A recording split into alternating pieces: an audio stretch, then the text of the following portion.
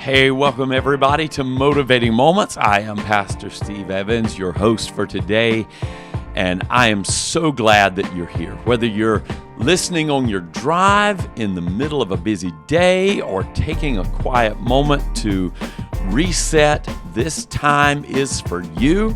And each week here on Motivating Moments, we pause just long enough to refocus, realign, and be encouraged to keep moving forward with clarity, purpose, and especially when life feels full, heavy, or uncertain.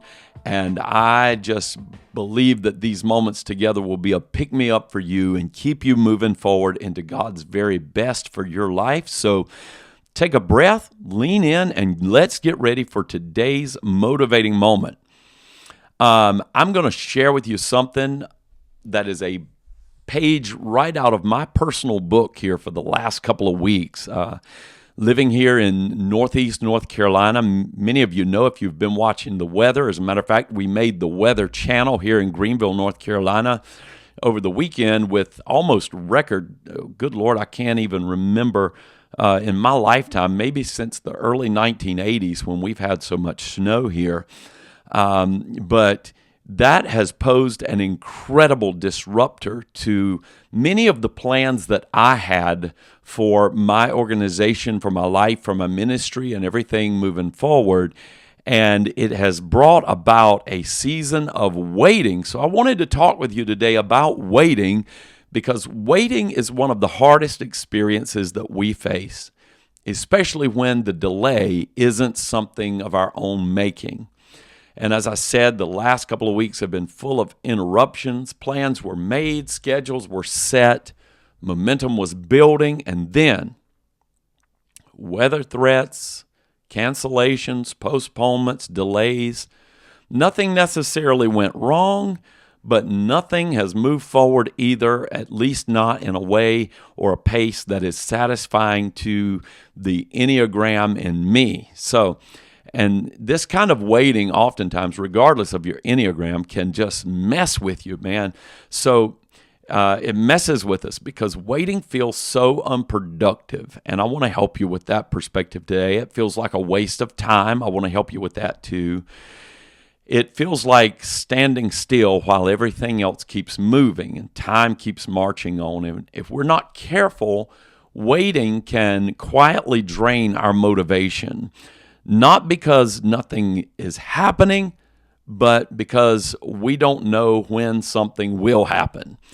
And waiting introduces all kinds of uncertainty. It removes a sense of control from our lives, and it tests our patience, good Lord, in a way that activity or action never does. But here's the anchor truth for today.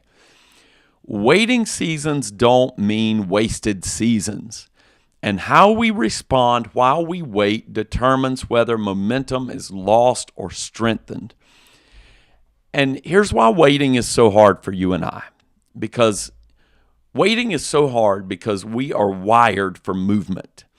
We like progress that we can measure. We like clarity that we can see. We like timelines, checklists, and completions. And waiting disrupts all that. And when we're forced to wait, we lose all sense of control. We begin second-guessing decisions that were right when we made them. And slowly, almost without realizing it, we start equating delay with failure. And waiting whispers all kinds of lies to us. It makes us wonder if, hey, did I miss it? Did I move too soon? Maybe this isn't going anywhere after all. Maybe this was just a bad idea. But delay is not denial. And pause does not equal regression. Just because progress is paused doesn't mean that purpose is. In fact, waiting often exposes what we've been depending on. We can certainly see that brought to stunning clarity in seasons of waiting. We might find that we've been depending on momentum instead of maturity. Maybe the waiting is about developing maturity. We might see that we've been depending on speed instead of stewardship, and maybe there's a sense of stewardship that we need to develop in a season of waiting. Maybe we've been relying on control instead of trust, and that exposure is uncomfortable. That waiting season exposure is uncomfortable, but it's also clarifying. And this is where many people get stuck. So let's slow this down for just a minute. And I want to clarify a couple of terms here, because there's a really hazardous trap in waiting too, and that is when waiting turns into stalling.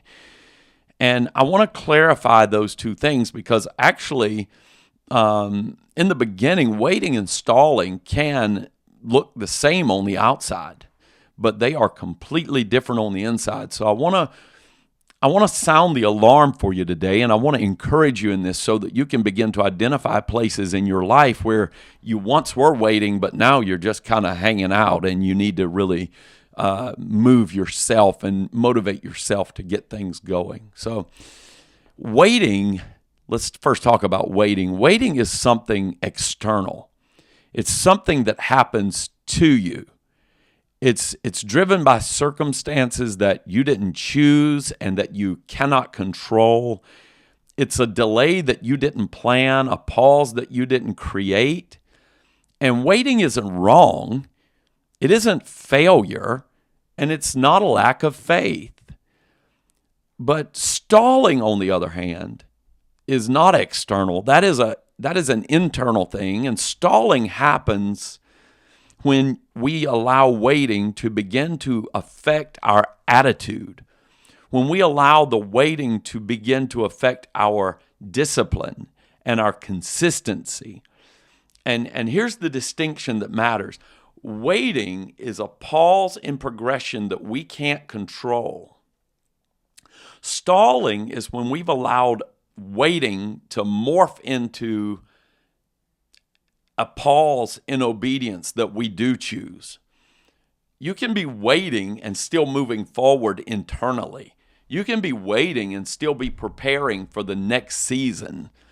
But you can also be stalling even when opportunities exist. So I want to check you on that today and make sure that you're not just stalling rather than waiting. But if you're waiting, I want to encourage you, because waiting asks us for patience, but stalling reveals discouragement. Waiting says, I'm going to stay ready. Stalling says, I've had enough of this. I'm just going to disengage until things change. And when you're waiting well, you keep your routines intact. You stay disciplined without deadlines. You remain engaged without feedback from a superior or somebody else who's nagging after you to get some things done. And that is what it is to wait well. But waiting doesn't mean inactivity. It means faithful activity even when there aren't immediate results. But when waiting turns into stalling, discipline loosens, focus drifts, motivation becomes conditional, and faithfulness becomes negotiable. And most of us don't lose momentum because of the delay. We lose momentum because we emotionally check out when we wait, and we let waiting turn into stalling. And this is why this matters so much. You may not control the pause, but you can control the posture. And waiting is a posture that can refine you, and stalling is a posture that will diminish you. So be very clear in that as you're searching, as you're considering today's content and material. Are you still waiting really, or are you stalling? If you're stalling, it's time for a good self-talk. And just be honest with yourself and get things moving. If you're waiting sincerely, just stay encouraged, stay engaged, stay in the routines, and keep the disciplines up and be faithful. And it really matters. So let's jump into some practical things here before we close out today on how to stay motivated while you wait. So how do we stay motivated when progress is paused? Well, first, we've got to shift from outcome thinking to stewardship thinking, and that's just That's very simple. I mean, we've said that, we've expressed that in a number of different terms already this year here on the show. But shifting from outcome thinking to stewardship thinking. In other words, there's some outcomes that I can't control, but there are a lot of inputs that I can still control, even when I can't control the outcomes. So waiting becomes exhausting when all we think about is, when will this end? I don't know how long your waiting season is going to be. I don't know how long you've been in it, but instead of asking that, asking when will this finally move on, I want to challenge you to ask, what can I steward well right now, even as I'm waiting? Because you may not control the timing, but you can still control the habits, the attitude, the level of faithfulness, and all those inputs, those input pieces you can still control. So the second thing I want to encourage you with today is measure faithfulness, not speed. Waiting seasons don't reward urgency. They reward endurance. And some of the most important growth in your life happens beneath the surface where no one else sees it. So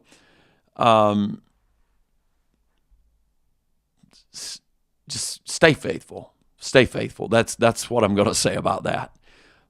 Keep up the inputs, keep up the disciplines, keep up the habits that are forming you into the better version of yourself and the more prepared version of yourself for the next season. Look, you may be on a pause season right now just because simply you're not ready for the next level. The next level could crush you, and in the grace and providence of God, He's got you where you are for such a time as this, for this season, so that you can be better prepared and better suited for the season ahead. So just stay there and let waiting refine you, not resign you.